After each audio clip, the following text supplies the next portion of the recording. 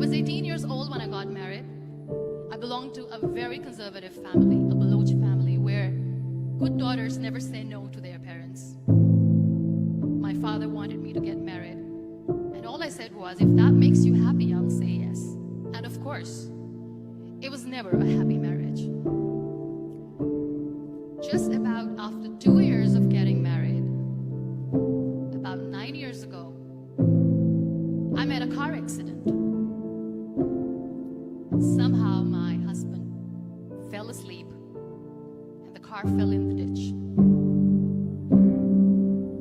He managed to jump out, saved himself. I'm happy for him. But I stayed inside the car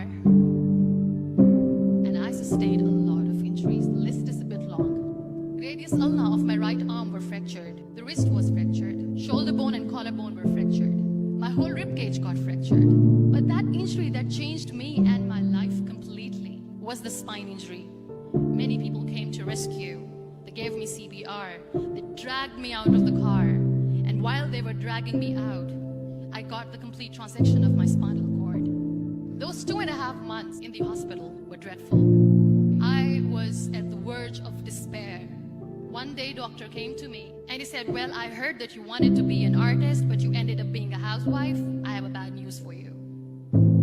You won't be able to paint again. Next day, doctor came to me and said, your spine injury is so bad, you won't be able to walk again. I took a deep breath and I said, it's all right. Next day, doctor came to me and said, because of your spine injury and the fixation that you have in your back, you won't be able to give birth to a child again. That day, I was devastated. I started to question my existence. Why am I even alive? So what kept me going was, one day I asked my brothers, I know I have a deformed hand, but I'm tired of looking at these white walls in the hospital and wearing these white scrubs. Bring me some colors, bring me some small canvas. I want to paint.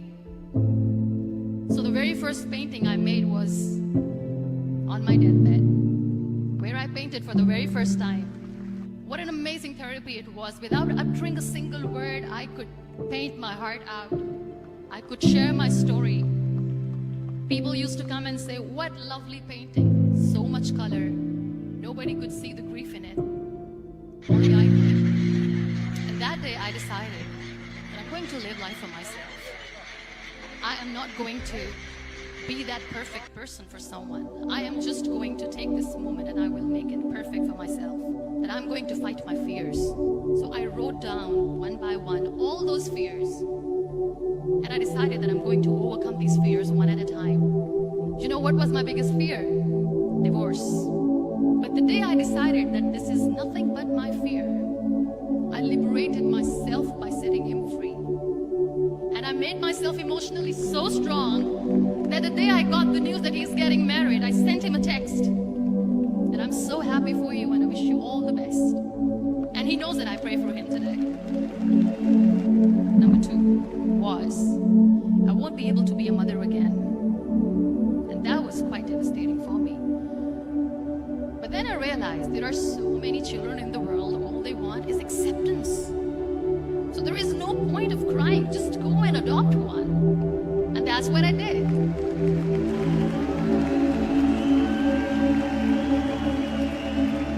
I gave my name in different organizations, different orphanages, and I waited patiently. 2 years later, I got this call from a very small city in Pakistan. I got a call and they said, are you Muniba, Mazari? There is a baby boy and would you like to adopt? I could literally feel the labor pain. I said, yes, I am going to adopt him. I am coming to take him home. And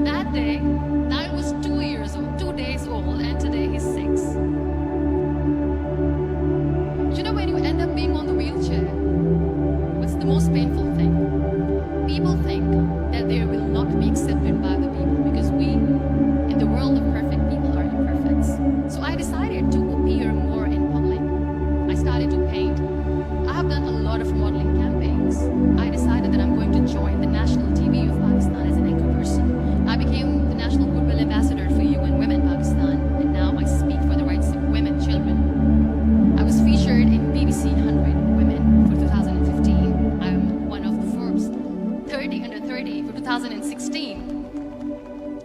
So when you accept yourself the way you are, the world recognizes you. It all starts from within.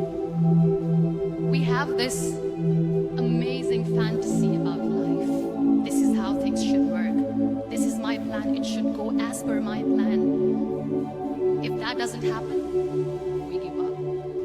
I never wanted to be on the wheelchair. Never thought of being on the wheelchair. This life is a test and a trial. And tests are never supposed to be easy. So when you're expecting ease from life, and life gives you lemons, then you make the lemonade, and then do not blame life for that. It is okay to be scared. It is okay to cry. Everything is okay, but giving up should not be an option. They always say that failure is not an option. Failure should be an option, because when you fail, you get up, and then you fail, and then you get up, and that keeps you going. Embrace each and every breath that you are taking. Celebrate your life. Live it. Don't die before your death. Real happiness lies in gratitude. So be grateful, be alive, and live every moment.